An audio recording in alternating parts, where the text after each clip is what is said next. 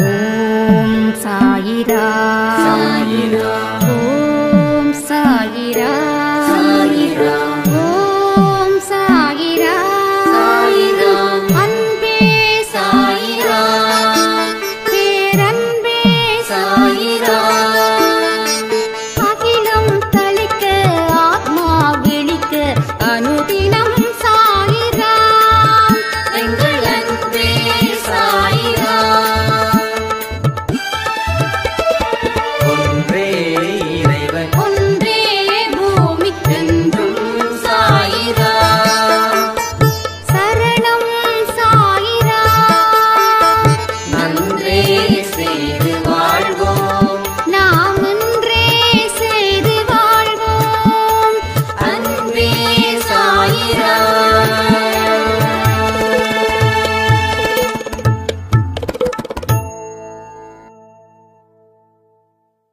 சாயிரா. என் உயிரின் உயிரானவர்களே, நீங்கள் எங்கே போனாலும் என்ன செஞ்சாலும் ஒரு விஷயத்தை மட்டும் மறக்காதீங்க. நீங்கள் யாரோட குழந்தை அப்படின்னு. நாம் இந்த விஷயத்தை மறந்துட்டோம் அப்படின்னாவே நாம் அவரை இழந்துட்டோம் அப்படின்னு அர்த்தமாகிடுது. ஒரு சாய்ராமுடைய ஒரு அனுபவத்தை நான் இங்கே ஷேர் பண்ணணும்னு நினைக்கிறேன். அவங்க வாழ்க்கையில் அளவுக்கு அதிகமான நெருக்கடி. அந்த நெருக்கடியில் இருந்து சாயப்பா நிறைய அதிசயத்தை செஞ்சாங்க. பெயரும் புகழும் அந்த சாய்ராமுக்கு கிடைச்சதுக்கப்புறம் சாயப்பாவை மறந்தாங்க. இன்னைக்கு வாழ்க்கையை எப்படி எதிர்கொள்வது அப்படின்ற ஒரு மன உளைச்சல் அவங்களுக்கு வந்துடுச்சு. அவர் நம்ம கூட இருக்கிற வரைக்கும் தான் நமக்கு வாழ்க்கை. அவர் நம்மளை பார்க்குற வரைக்கும் தான் நம்ம வாழ்க்கை கருணை மிகுந்ததா இருக்கும். அவருடைய பார்வை ஒன்றே நம்ம வாழ்க்கையை உயர்த்த வந்த சக்தி. அந்த அளவுக்கு காந்த பார்வை. அவரை நம்ம விட்டுட்டோம் அப்படின்னா இருக்கிற அத்தனை கெட்ட பழக்கங்களும் நமக்குள்ள வந்துக்கிட்டே இருக்கும். நம்ம நிறைய அனுபவத்தை சொல்லியிருக்கோம். சாயப்பா வாழ்க்கையில் வந்து உங்களோட வாழ்க்கை முறை உயர்ந்ததுக்கு அப்புறம் அவரை மனப்பூர்வமாக கும்பிட்றத கூட நிறுத்தினதுக்கப்புறம் எந்த ஒரு மனுஷனோட வாழ்க்கையும் உயரத்துக்கு போல. நம்ம சாப்பிட்ற மாத்திரை மருந்து மாதிரி இந்த மருந்தும் மாத்திரையும் சாப்பிட்றதால தான் நமக்கு நோய்கள் அப்படின்றது மெயின்டைன் ஆகுது. இந்த மாத்திரை மருந்து டாக்டர் சொல்கிற மாதிரி சாப்பிடல அப்படின்னா அந்த நோயோட வீரியம் அதிகரிக்குது. அதிகரிக்கிற நோயை நாம் சாகிறதுக்கும் அது வழிவகுக்குது. மாத்திரை மாதிரி தான். மாத்திரை எப்படி சில மாத்திரை பிபியாக இருக்கட்டும், சுகராக இருக்கட்டும், சில மாத்திரை கடைசி வரைக்கும் எடுக்கிற மாதிரியான ஒரு நிலை. அதே மாதிரி நீங்கள் எவ்வளோ பெரிய மனிதராக இருந்தாலும், நீங்கள் இந்த நாட்டுக்கு பிரதமரானாலும் சரி, இல்லை முதல்வர் ஆனாலும் சரி, இல்லை உங்கள் ஊரில் இருக்கக்கூடிய ஒரு கவுன்சிலர் ஆனாலும் சரி, இல்லை கவர்மெண்ட் துறையில் ஒரு மிகப்பெரிய பொசிஷனில் இருந்தாலும் சரி, இந்த நிலைக்கு நீங்கள் வந்தது யார்? எந்த ஏணி உங்களை ஏற்றி விட்டுச்சு? அந்த ஏணியை நீங்கள் மறந்துட்டீங்கன்னா அந்த ஏணி உங்களை விட்டுட்டு போயிடும். நீங்கள் கீழே இறங்க முடியாது. கீழே மட்டும் குதிக்க மட்டும்தான் முடியும். கீழே குதிச்சா கை கால் வலிக்கும்.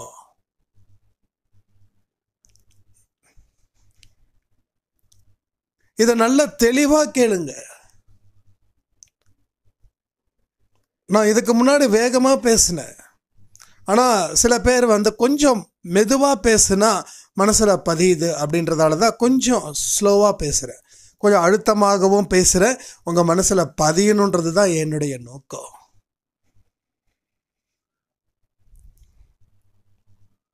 நம்ம வாழ்க்கையில் துரதிர்ஷ்டமான விஷயங்கள் துரத்தோம் எப்போ அவரை நாம மறந்தோம் அப்படின்னா.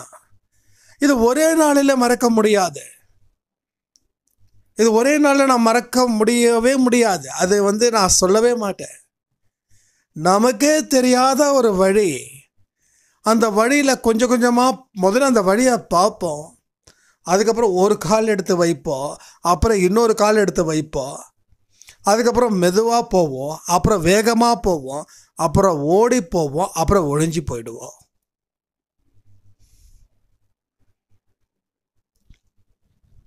இதை நீங்கள் மனசில் நிறுத்துங்க. சும்மா உக்காந்துக்கிட்டு ஓம் சாய்ராம், ஸ்ரீ சாய்ராம், ஜெய் ஜெய் சாய்ராம் இந்த மந்திரத்தை சொன்னா மட்டும் பத்தாது. மந்திரங்கள் மனசுக்குள்ள ஆழமா விதைக்கிறது தான் மந்திரம். ஆனா ஆழமா விதைக்குதோ இல்லையோ, நாம ஒரு ரைம்ஸ் படிக்கிற மாதிரி படிச்சிடுறோம். நீங்க சாயப்பா கிட்ட எவ்வளோ நேரம் பிரார்த்தனை பண்ணீங்க, இப்ப எவ்வளோ நேரம் பண்றீங்க?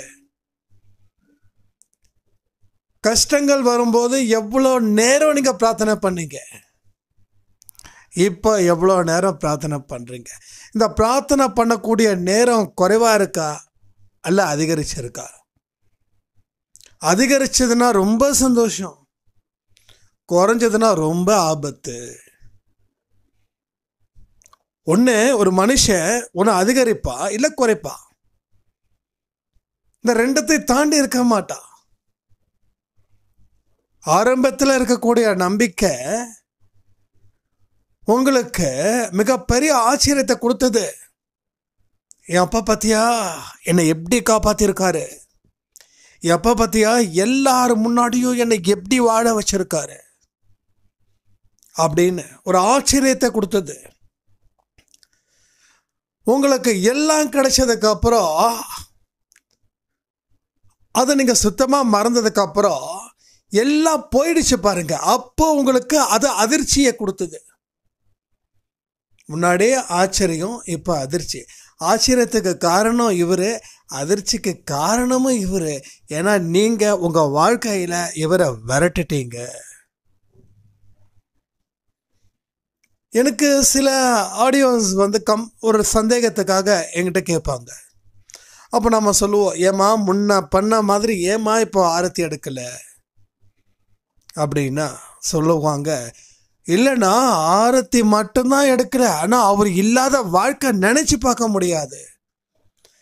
எனக்கு மனசுக்குள்ள ஒன்று தோணும், பா என்னம்மா டைலாக் விடுறாங்க, என்ன மாதிரி டைலாக்ஸ் இது. இதை நீங்க என்கிட்ட சொல்றதால ஒன்றும் ப்ரூஃப் பண்ணிட முடியாது. நான் சாதாரண மனுஷன், நீங்களும் சாதாரணமான மனுஷங்க தான். நான் அப்படியா அப்படின்னு சொல்லி உங்க வாழ்க்கைய உயர்த்த முடியாது. நான் கடவுளோ இல்லை நீங்க கடவுளோ இல்லை, இல்லை கடவுள்னு சொல்லி திரியறவங்களும் கடவுள் இல்லை. அப்போ உங்களை ஏமாத்தி ஊரை ஏமாத்துறதுல எந்த புண்ணியமும் இல்லை, அதனால லாபம் இல்லை, நஷ்டம் மட்டும்தான். அப்போ ஆரத்தி 20 நிமிஷம் 30 நிமிஷம் எடுக்கும்போது எப்படி எடுத்தீங்க அப்படின்னா, அப்போ டைம் இருந்ததுன்னா. இப்போ எனக்கு டைம் கொஞ்சம் சிரமமாக இருக்கு, நைட்டு தூங்குறதுக்கு ரொம்ப நேரம் ஆகுது, அதனால காலையில் எந்திரிக்க முடியல.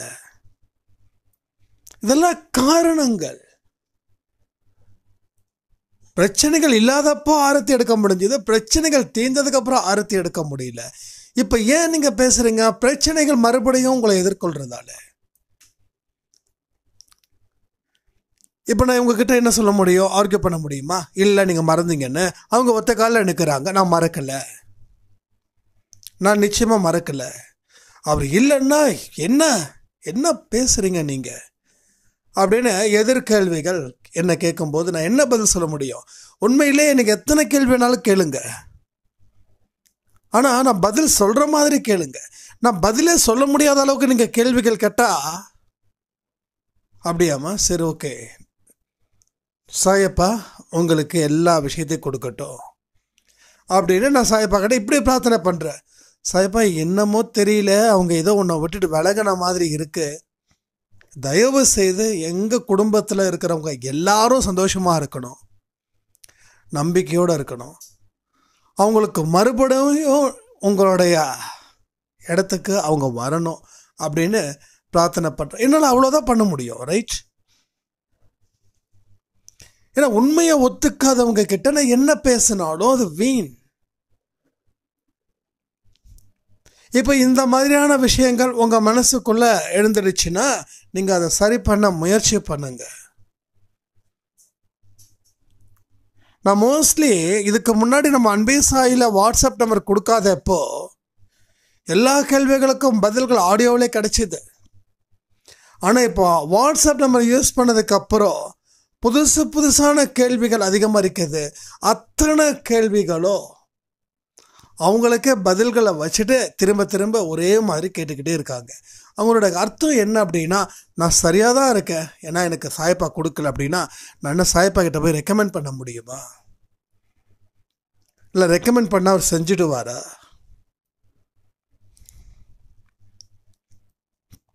அன்பே சாய் வாட்ஸ்அப்பில் நான் அதிகமாக போகிறதே இல்லை. ஒரு நாளைக்கு 1/2 hour மட்டும்தான் நான் அன்பே சாய் ஆடியோவில் போக போகிறேன். இனிமே உங்களுடைய எல்லா பிரச்சனைகளுக்கும் உண்டான தீர்வுகள் கண்டிப்பாக ஆடியோஸில் நிச்சயமாக கிடைக்கும், கிடைக்காம இருக்காது, 100% கிடைக்கும். என்னைக்கு அந்த வாட்ஸ்அப் நம்பர் கொடுத்தனோ அதில் இருந்து கொஞ்சம் இல்லை நிறையவே சாய்ராம் சில வீக் ஆகிட்டீங்க. இதை மாற்றணும், இதை மாற்றியே தீரணும். டக்குன்னு வாட்ஸ்அப் நம்பரை எடுக்கிறதுக்கும் ஐடியா பண்ண, ஆனால் அது என்னால் இருக்க முடியாது. உங்களால் இருக்க முடியுமா? முடியாதுன்னு எனக்கு தெரியாது. ஆனால் என்னால் நிச்சயமாக இருக்க முடியாது. ஏன்னா இது என் குடும்பம், இது நம்ம குடும்பம். ஆனால் நம்ம குடும்பம்னு நான் சொன்னாலும் சில விஷயங்களை நீங்கள் செய்ய மறுக்கிறது என் நெஞ்சில் ஒரு வேல் வச்சு குத்துற மாதிரி இருக்கு. உண்மையிலே இருக்கு, சத்தியமாக இருக்கு. இதுக்கு முன்னாடி சாயப்பான்னு சொன்னவங்க ஆள் அட்ரஸே இல்லை. குடும்ப சூழ்நிலை உங்களை மாத்துதுன்னு நீங்க சொல்லலாம், ஆனால் குடும்ப சூழ்நிலை எப்படி இருந்தாலும் நீங்க மாறக்கூடாது. இதில் என்ன சில பேர் சொல்லுவாங்க, அண்ணா அப்படிலாம் இல்லை, முன்னாடி வாழ்க்கை ரொம்ப கொஞ்சம் டைம் இருந்துச்சு, இப்போ என்னை சுற்றியும் கடமைகள் ஜாஸ்தியாக போயிடுச்சு, அதனால என்னால் செய்ய முடியல. உங்கள் வாழ்க்கையில் சிக்கல்கள் அதிகரிக்குது, பிரச்சனைகள் மறுபடியும் தலையிடுது உங்கள் வாழ்க்கையில் அப்படின்னா உங்கள் பாதையில் ஏதோ பிரச்சனைகள் இருக்கு. அதை நீங்கள் உணராமல் இருந்துட்டீங்கன்னா அது உங்களை துவஷம் பண்ணிடும். ஒரு சாயம் கேட்டாங்க மறுபடியும், அண்ணா என்ன இந்த ஆடியோ டைட்டில்லாம் பார்த்தா உள்ளே போகிறதுக்கு பயமாக இருக்கு. நாம் என்ன பேசுகிறோமோ அதை தான் டைட்டிலாக வைக்கிறோம், மற்றபடி வேற ஒன்றுமே இல்லை. தேடா பேச நான் வரலை, அது என் வேலையும் இல்லை.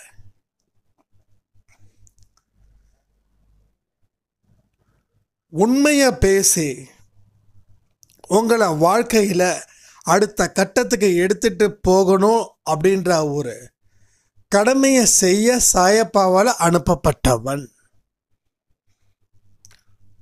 இங்க இருக்கிற அன்பே சாய் குடும்பத்தில் இருக்கிற அத்தனை பேரும் சாயப்பாவால் அனுப்பப்பட்டவர்கள் தான்.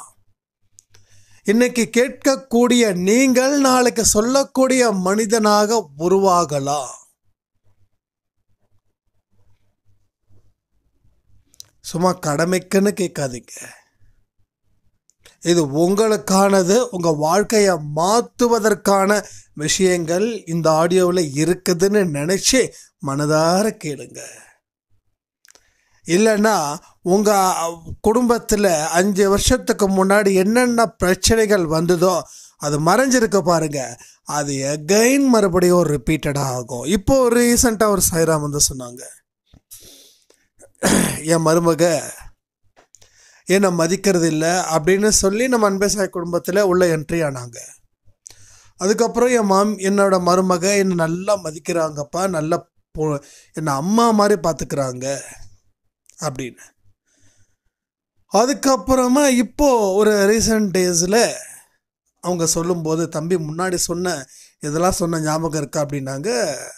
அவங்க என்னம்மா நீங்கள் மறுபடியும் சொல்லுங்கள், நான் மறந்துடுவேன் அப்படின்னு சொல்லும்போது, அப்படி இருந்ததுப்பா, ஃபஸ்ட்டு என்னை வந்து ரொம்ப கேவலமாக பார்த்தாங்க. அதுக்கப்புறம் வந்து அன்பே சாய் ஆடியோவில் சொல்லி எல்லாத்தையும் மன்னிக்கணும் அப்படி இப்படின்னு நீங்கள் சொன்னீங்க. சாயப்பா கிட்ட கவனத்தை வைன்னு சொன்னீங்க. நான் எல்லாமே வச்சேன், மன்னிக்கவும் செஞ்சேன். அதுக்கப்புறம் என் பொண்ணு என்னை தாங்குன்னு தாங்குனா, மருமக தாங்குனாங்க. அதுக்கப்புறம் என் பிரச்சனையில மறுபடியும் என் மருமக அதை விட அதிகமாக என்னை வந்து இப்போ விரட்டிட்டு இருக்காங்க. நான் தான் கேட்டேன், அம்மா நீங்கள் சாயப்பாவை எந்தெந்த வழியில் கும்பிட்டுருக்கீங்களோ அது இன்னைக்கும் கண்டினியூ பண்ணுறீங்களான்னா, இல்லைப்பா, அன்னைக்கெல்லாம் காலையில் 4 மணிக்கு எந்திரிச்சு ஆரத்தி எடுத்தேன்ப்பா, இன்னைக்கு காலையில் எடுக்க முடியல. சரி, காலையில் எடுக்க முடியல, மதியானம் எடுக்கலான்னு நினச்சி அது கொஞ்ச நாள் தான் எடுத்தா, அதுவும் எடுக்க முடியல. அப்போ கடவுள் என்னை வந்து கோவிச்சுக்கிறாரா? நாங்கள் கடவுள் கோவிச்சுக்கலாமா? நீங்கள் இத்தனை நாள் ஒரு மனுஷனுடைய நிழலில் இருந்தீங்க, அதனால் உங்களை யாரும் அட்டாக் பண்ணலை. இப்போ அந்த மனுஷனோட நிழலை விட்டுட்டு வேற ஒரு பக்கம் வந்துட்டீங்க. அந்த மனுஷனோட நிழலில் இருக்கிற வரைக்கும் பாதுகாப்பு, அது இல்லாமல் இருக்கும்போது பாதுகாப்பு அற்ற நிலை இப்போ உங்களுக்கு. என்னப்பா இதை பற்றி நீங்கள் சொல்லவே இல்லையே.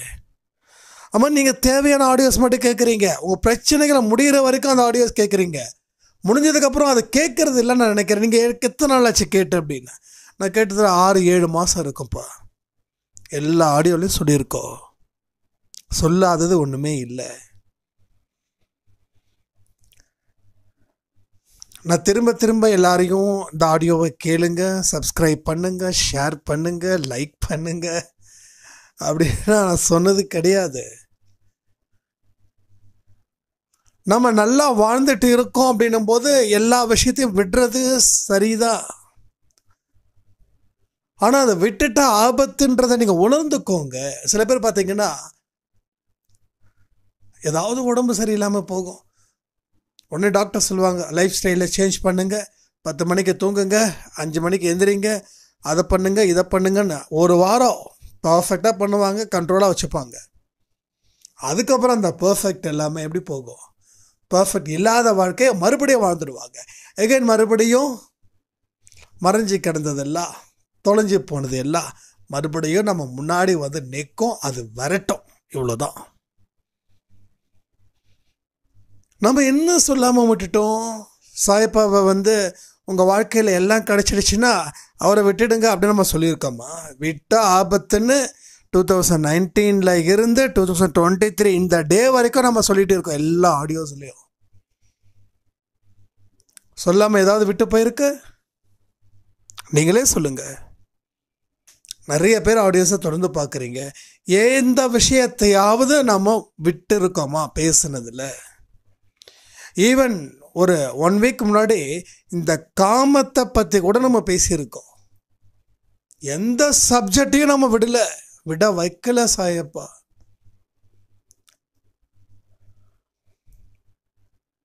எதையுமே விடல. ஆனால் நீங்கள் விட்டீங்கன்னா அதுக்கு யாரும் பொறுப்பாக முடியாது. நீங்கள் விடவே கூடாது. எந்த ஒரு விஷயத்தை நீங்கள் ஃபாலோ பண்ணி உங்கள் வாழ்க்கையில் அடுத்த கட்டத்துக்கு போக முயற்சிகள் இருந்ததோ, நம்பிக்கை இருந்ததோ, அந்த விஷயத்தை நீங்கள் விட்டுட்டீங்கன்னா என்ன நடக்கும்? எந்த விஷயம்? நான் அன்பே சாய் ஆடியோவை கேட்காததால் மட்டும் நீங்கள் வாழ்க்கையில் அப்படி போயிட்டீங்கன்னு சொல்லலை. ஒருவேளை அன்பேசா ஆடியோ கேட்டுக்கிட்டு இன்னும் 1-2 விஷயத்தை ஆரத்தி எடுக்காமல் இருக்கிறது, சச்சரிதம் படிக்காமல் இருக்கிறது, இல்லை மற்ற மனுஷங்க மேலே கோபத்தை கொண்டு வர்றது, மனசில் அமைதி இல்லாமல் தவிக்கிறது, மனசு என்னைக்கும் எரிஞ்சுக்கிட்டே இருக்கிற மாதிரி வச்சுக்கிறது, இதெல்லாம் ஒரு மனுஷனை அழிவுக்கு நீங்களே தள்ளுறீங்க. ஒரு தீ எரியுது அப்படின்னா அங்கே போய் பொத்துன்னு விடுறோம், இப்போ தண்ணியில் விடுற மாதிரி நினைப்பு மனசுக்குள்ள. தீயில் எரிஞ்சா என்ன ஆகும்? உடம்பு எரிய ஆரம்பிச்சிடும். எரிய ஆரம்பிச்சுன்னா நெருப்பு காயம் அவ்வளோ சீக்கிரம் போயிடும். உயிரோடு இருக்கிறதே பெரிய விஷயம். அது தண்ணி இல்லை, அது நெருப்பு. அந்த நெருப்புக்குள்ளே போனால் ஆபத்து, தண்ணிக்குள்ளே போனால் ஆபத்து இல்லை. சுனாமி மாதிரி தண்ணிக்குள்ளே போனாதான் ஆபத்து. தயவு செய்து சொல்ற, நீங்களா இருங்க. ரெண்டாவது அவருடைய குழந்தையா இருங்க. கொஞ்சம் நமக்கு பிரச்சனைகள் தீர்ந்ததுக்கப்புறம் நம்ம ஒய்யாரமாக நடக்க ஆரம்பிச்சிட்டோம் அப்படின்னா ஆணவம் பிடித்த மனிதர்களாக நாம் போயிடுவோம். ஆணவம் ஒரு மனுஷனை அழிக்க வந்த ஒரு விஷக்கிருமி. அதை வச்சு எந்த உபயோகமும் இல்லை. அதை எந்த இடத்துலையும் உபயோகப்படுத்தவே முடியாது. ஏன்னா அது அவங்கள அழிக்க வந்தது. அது ஒரு கடும் விஷம். விஷம் சாப்பிட்டா கூட ஒரு பர்டிகுலர் ஹவர்ஸ்க்குள்ளே ஹாஸ்பிட்டலில் போனால் டாக்டர்ஸ் ட்ரீட்மெண்ட் கொடுத்துருவாங்க. ஆனால் ஆணவன்ற விஷயம், மருந்துன்றது வெளியிலேருந்து வராது. நீங்களாக அந்த மருந்தை உற்பத்தி பண்ணணும், அந்த மருந்தை பயன்படுத்தணும். அப்போ தான் அந்த ஆணவம் உங்களை விட்டுட்டு ஓடும். இல்லைன்னா அந்த ஆணவம் அப்படியே பிடிச்சி உங்களை அழிச்சிடும். மனுஷனுக்கு தீமையான குணங்கள் மூலமாக தான் அவன் வாழ்க்கை தீமையாகுது. நல்ல குணங்கள் அழிவதே இல்லை. அவ செத்து போனாலும் அவ குணங்கள் அழிகிறது இல்லை. நல்லா பாருங்க, நம்ம வீட்டில் நம்ம சொந்த பந்தங்கள் யாராவது ஒருத்தங்களை நினைக்கும் போது அவங்கள பற்றி என்ன தாட்டு வருது உங்களுக்கு? இப்போ உங்களுக்கு 60-70 வயசு, 60ன்னு வச்சுக்கோங்க. உங்கள் அம்மா கண்டிப்பாக ஒரு 100 வயசு, ஒரு 80-85 இல்லை 90 இறந்து போயிருக்கலாம். அம்மாவை நினைக்கும் போது என்ன தோணுது உங்களுக்கு? இறந்து போன அம்மாவை நினைக்கும் போது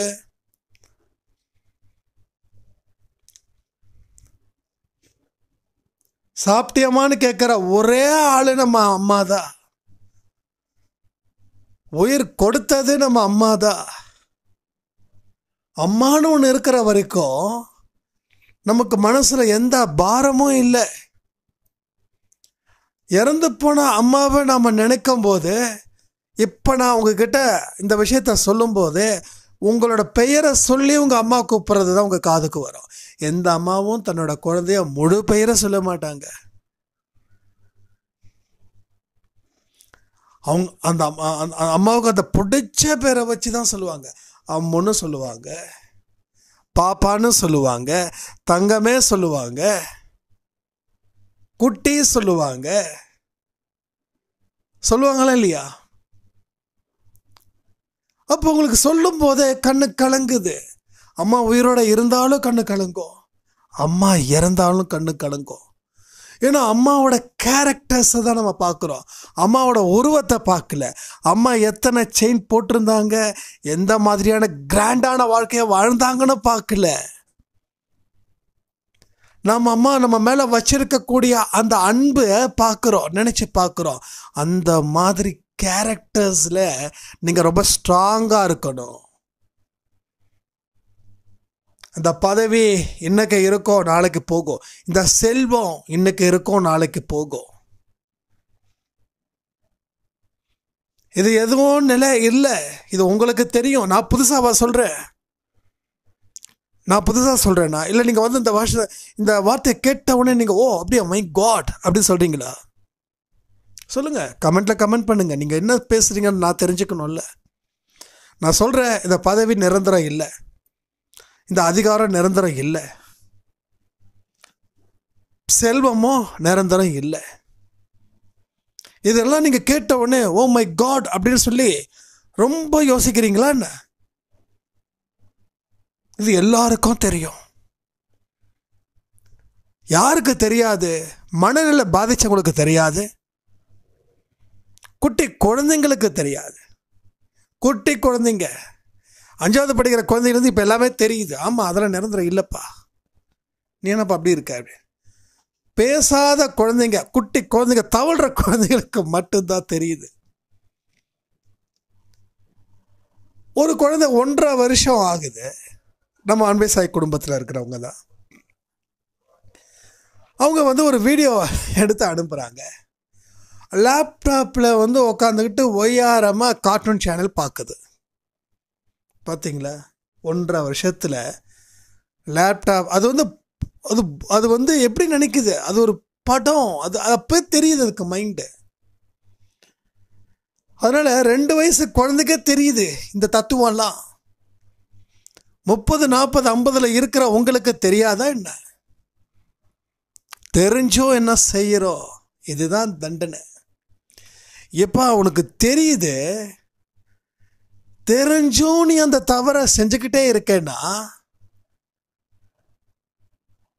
உன் கண்ணில் நீயே மண்ணள்ளி போட்டுக்க எப்படி உனக்கு மனசு வருது? அப்போ நம்ம இந்த உலகத்தை விட்டு போகும்போது பதவி அது இது எல்லாம் மண்ணோட மண்ணாக போயிடுச்சு. உங்கள் செல்வத்தை உங்கள் அடுத்த தலைமுறை எடுத்துக்கும். பதவியாக இன்னொருத்தனுக்கு போயிடும், அதிகாரமும் இன்னொருத்தனுக்கு போயிடும், பட்டம் கிட்டம் அத்தனையும் எதெல்லாம் நீங்கள் பூமியில் சம்பாதிச்சிங்களோ அது அத்தனையும் உங்களை அடக்கம் பண்ணும்போது அத்தனையும் போயிடுச்சு. ஆனால் என்ன நிற்குது? உங்கள் கேரக்டர்ஸ். அப்படி மனசில் நினைக்கும் போதே, அந்த அம்மாவை பற்றி நினைக்கும் போதே கண்ணு கலங்குதா இல்லையா? அப்பாவை பற்றி நினைக்கும் போது கண்ணு கலங்குதா இல்லையா? உங்கள் நண்பனை பற்றி சொல்லும்போது கண்ணு கலங்குதா இல்லையா? உங்கள் நண்பன் உயிரை கொடுக்கக்கூடிய நண்பனாக இருந்தால் கண்ணு கலங்கும். உயிரை எடுக்கக்கூடிய நண்பனாக இருந்தால் அவன் செத்து போனாலும் உங்களுக்கு டென்ஷன் ஆகுதா இல்லையா? That is a characters. So இந்த கேரக்டர்ஸை நம்ம என்ன பண்ணி வச்சுருக்கோம்?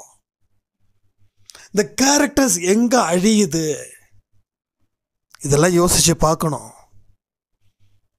யோசித்து பார்க்க தான் நமக்கு டைம் இல்லை. I have no time. I'm busy with my work.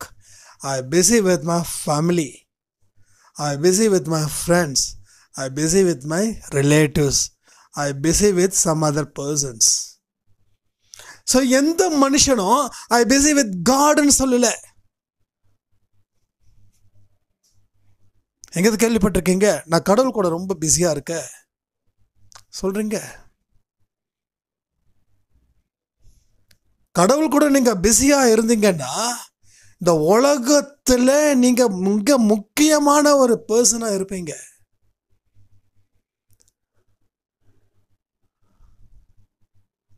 உங்கள் மனசில் அமைதி கொட்டோ கொட்டோ கொட்டோ கொட்டுன்னு கொட்டும். உங்கள் முகத்தில் ஒரு பெரிய ஒரு பளிச்சுன்னு ஒரு தேஜஸ் தாண்டவமாடும். ஒரு உற்சாகமான மனநிலை இருக்கும். நம்மளை யாருக்கும் பிடிக்காது அப்படின்ற ஒரு நிலை வரும். ரோட்டில் புதுசாக பார்க்குறவங்க கூட உங்களை பார்த்து பழக்கப்பட்ட ஒரு ஃபேஸ் மாதிரி உங்ககிட்ட உரிமையாக பழகுவாங்க. அது எனக்கு எக்ஸ்பீரியன்ஸ்டு நிறைய கிடைச்சிருக்கு. ஸ்கூல் படிக்கும்போது இந்த கடலை மாவு இருக்கு பாருங்க, 10வது படிக்கும்போது ஒருத்தர் சொன்னாருன்னு சொல்லிட்டு கடலை மாவு போடு மூஞ்சி வெளுத்து போகும், வெள்ளையாயிடுவ அப்படின்னாங்க. அவர் 1/2 மணி நேரம் மட்டும் போடுப்பா அப்படின்னாங்க. நம்ம விடுவோமா? நைட்டு 10 மணிக்கு கடலை மாவு போட்டால் அடுத்த நாள் காலையில் 7 மணி வரைக்கும் அது முகத்தில் ஊறும். அந்த ஒவ்வொரு அப்படியே ஒரு மாதிரி திட்டு திட்டாக இருக்கும். அதை ஒவ்வொன்றா எடுக்கும்போது அப்படியே ஒரு ரத்தமே வந்துடுற மாதிரி இருக்கும். உங்களுக்கு தெரியும்னு நினைக்கிறேன். கடலை மாவு நீங்கள் அப்ளை பண்ணி இருப்பீங்க. ஒரு 1 hour நீங்கள் ஊற விட்டாவே எவ்வளோ பிரச்சனை வரும். ஆனால் நான் 8 மணி நேரம் ஊற வைப்பேன், ஏன்னா வெள்ளையாகணும் அப்படின்னு. இது நான் 10வது படிக்கும்போது நடந்தது, 11வது படிக்கும்போது நடந்தது, 12வது படிக்கும்போது நடந்தது. யோகா மாஸ்டர்கிட்ட போய் திட்டு மேலே திட்டுவாங்க, நீ என்ன பைத்தியக்காரனா, யாரா அவனுக்கு சொன்னது சார்? இது மாதிரி சொன்னாங்க சார். எவ்வளோ நேரம்னா 1/2 மணி நேரம் தான் சொன்னாங்க. அப்போ ஏன்னா நீ செய்யலை? இல்லை 1/2 மணி நேரத்துக்கே வெள்ளையாகும்னா 8 மணி நேரம் ஆச்சுன்னா எவ்வளோ வெள்ளையாகணும்னு அவர் சிரிச்சிட்டாரு. நீ எல்லாம் லூஸாடா நீ அப்படின்னு.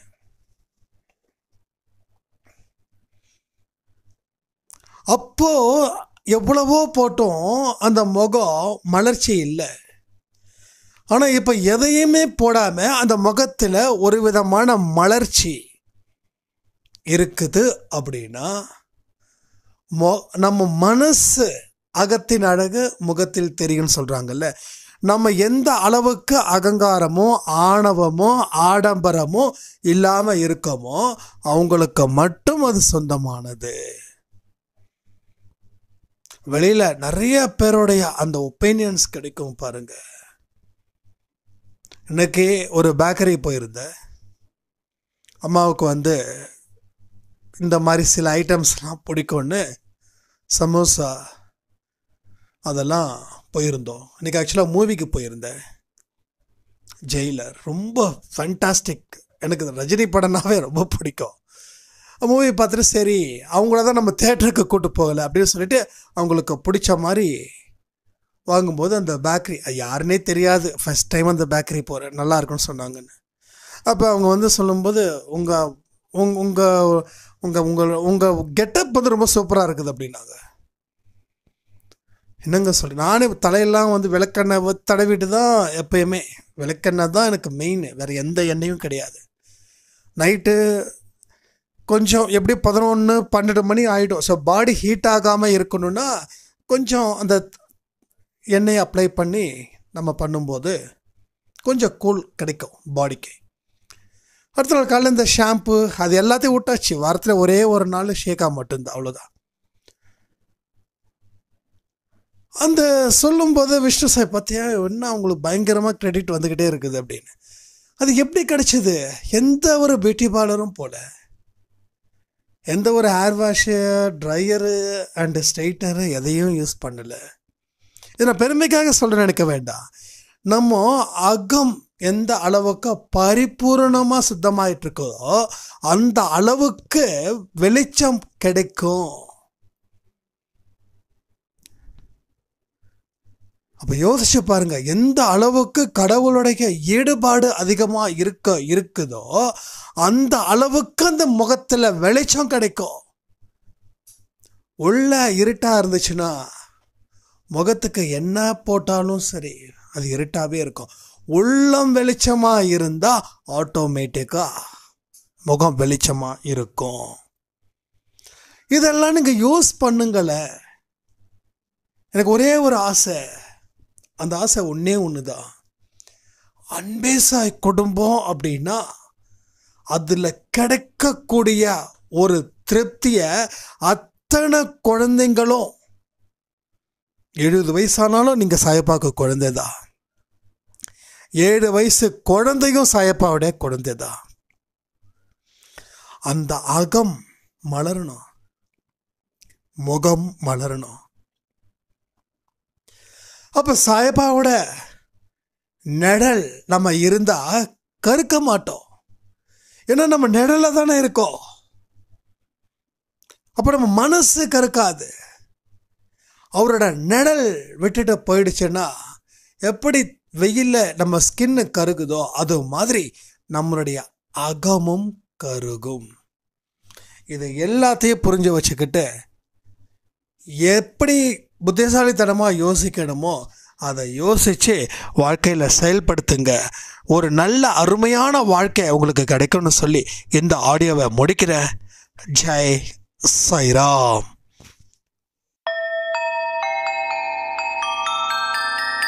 ஓம் சாயிரா. சாயிரா.